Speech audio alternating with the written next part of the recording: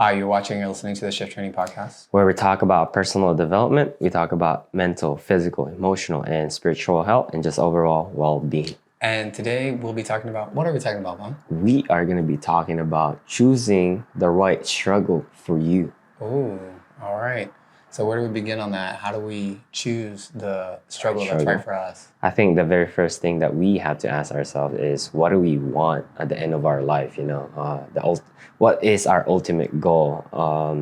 What is it going to be written on that headstone when we are not here in this world? This could be a hard question for everyone because not everyone is clear or have clarity on what they want. They're still looking for that purpose or their why. Exactly. And what we need to understand is that there will be a struggle that you're going to go through your life. And sometimes success is not even there. As Tom Bilyeu said, struggle is 100% guaranteed and success is not guaranteed. That's right. So I think an example for this is, let's say you want to be a CEO. Okay. That sounds cool, but did you know that CEOs are working 60 hours a week or more? They have to fire people that are not even doing their job. Yeah, there's a lot of stuff you have to deal with that you don't want to deal with. Exactly. And same thing with fitness, if you admire someone who has a great body, looks physically fit, they have six-pack, they have strong muscles, and you want to be that person, but if you don't put in the work, the struggle that they have to go through, then it's going to be hard to achieve that goal. So same thing with your career. If you have something that you want to achieve, then you must choose the right struggle for you. So all the focus on the result in itself makes it hard to choose the right struggle. So when we're evaluating this, we should be looking at what goes into it, like what is the cost of that thing to assess if that's the right struggle for us.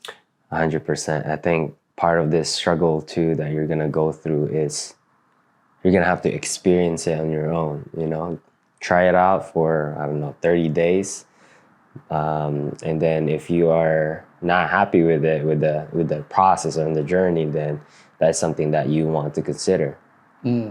Yeah, I would say more than just happy. Like, if it doesn't feel fulfilling or meaningful, like if you don't feel like the progress is doing anything for you. Yeah. Because sometimes 30 days is a really short time for certain things. Sometimes you need to give it a little more. Yeah. To really go, okay, I've now found the benefit of it.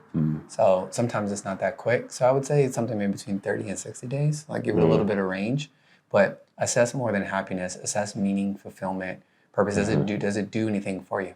Right. Yeah. 100%. I think that's spot on. Yeah. Happiness is very transient. Find something that's meaningful and fulfilling for you. So I have a question about that in regards to like how we find the struggle that's right for us. How do we know it's right for us? I can use fitness for me as an example. For me, fitness is, for some people, they really have this disgust, or not disgust, but like don't have that affinity when it comes to working out. But from the very first time I saw fitness or when someone is exercising, I get gravitated towards that. And it's hard at the beginning because you have no idea. Anything that you have no knowledge or experience is going to be hard. But when I actually when I start working out, I actually enjoy it. Doing push-ups, doing pull-ups, anything basics, doing squat. I start to enjoy it, even though it's so hard. I think part of that made it so fun is because of also my friends that I was influenced by. But as time goes by, I'm the one who's stuck with it. I saw my friends are not being consistent as I am. So that's when I found out, okay, I think fitness is something hard for me. I'm struggling to, achieve or whatever goal that I want to achieve. But I want to keep going. It's this intuition for me because I find value, not just for my physical health. I can see the parallel how my mental is also benefiting. Okay. So how could we take that intuition, that intuitive experience, and what would be the thing that, how do we teach that or give that to other people? How can they better discern if it is right or not right for them? I think what we have to ask ourselves is how we feel after. Usually when we start working out, there's this voices in our head that, oh, we're too lazy, it's that's too hard. But how do you feel after your workout? They might feel like it's not worth it or it's too hard. Yeah, and then maybe that's the part where you have to find something else, anything that will keep your body moving, because anything that's physical is good for your body. That's how we are built. Our biology is for us to move. Right. So I will go one step further, because right now we're spending a lot of time in the physical realm. Yeah. I think that the way to understand what struggle, because not all struggles are physical struggle. Right. Not all of them are a matter of labor or, hard work. And there's plenty of other struggles, mental, emotionally, with struggles, with fighting certain demons for yourself or battles internally. So, and those are struggles too. So how do you know which struggles are the right struggle? And my thought on that is the way to discern if it's the right or wrong struggle for you, you won't really know until hindsight. But the point of measure that I use that tends to guide me pretty well is, does this struggle lead to the expansion of my being? Will this make me better? Will this help me grow? That's right. And if not, then it comes down to do I enjoy it? It comes down to those other things. But I think more deeply than that, because when we think of struggle, we don't just think of like, oh, struggle to learn a new skill, or struggle just to do something just in this realm. And even if we think about the struggle of the physical thing, like the struggle to start a business, the struggle for this, there's still the deeper, why are you doing it anyway? And it's because, oh, I believe this will give me a sense of freedom. Oh, I believe this will give me this feeling. I believe this will do this for me in my life, right? Right.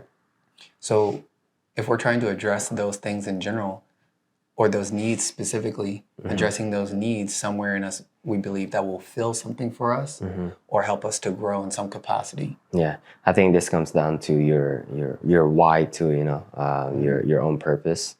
And there's this powerful quote by where he said, Oh, Dean Graciosi or somebody else? Someone else. It says that if you have a strong enough why, you can bear almost any.